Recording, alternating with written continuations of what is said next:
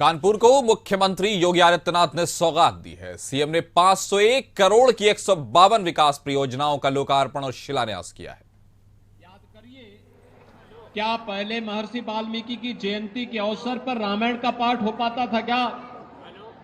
पिछली सरकारें घबराती थी क्योंकि उन्हें महर्षि वाल्मीकि के में, भगवान वेदव्यास में, बाबा साहब भीमराव अंबेडकर में, संत रविदास में, उनको ये लगता था कि अगर हम इन्हें महिमा मंडित करेंगे तो कहीं उनका वोट बैंक न खिसक जाए, और इसके भय से इन महापुरुषों की जयंती ही नहीं मनाते थे, उनके नाम पर कोई कार्यक्रम नहीं होने देते थे।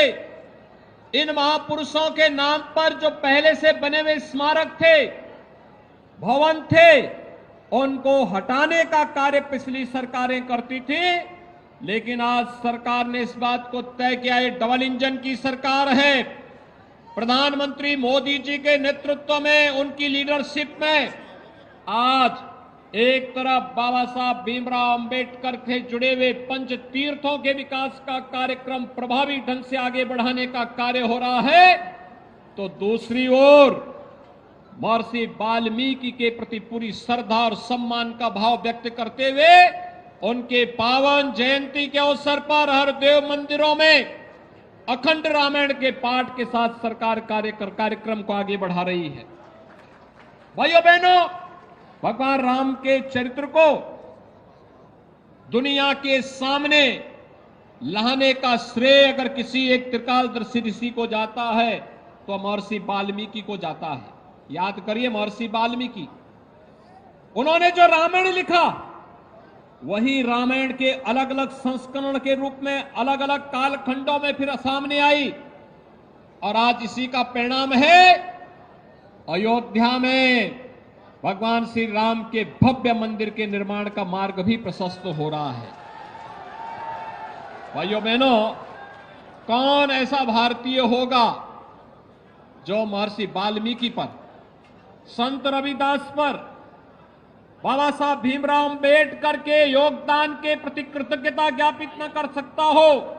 हर भारतीय को करना चाहिए, हर भारतीय करता है, और उनके प्रति कृतज्ञता ज्ञापित करते हुए अपनी सामाजिक और राष्ट्रीय एकता को मजबूती प्रदान करने का कार्य भी करता है। भाइयों बहनों, आज उसी परंपरा का निर्वहन करने के लिए हम लोग कानपुर के माध्यम से एक बार फिर से जोड़ने के लिए आए हैं। मैं आज के इस अवसर पर आपसे यही कहना चाहता हूं, पिछली सरकारें आपको, समाज को जाति के नाम पर बांटती थी, क्षेत्र के आधार पर बांटती थी, भाषाई आधार पर सामाजिक ताने बाने को छिन्न भिन्न करने का कार्य करती थी। लेकिन डबल इंजन की भारतीय जनता पार्टी की सरकार आज प्रधानमंत्री मोदी जी के नेतृत्व में सबका साथ और सबके विकास के अपने मंत्र के साथ शासन की योजनाओं को प्रभावी ढंग से हर तबके को देने का कार्य कर रही है। तो विकास की योजनाओं को भी बिना भेदभाव के समाज के प्रत्येक तबके को देने का कार्य कर रही है। उत्तर प्रदेश में केंद्र और राज्य शासन के स्तर पर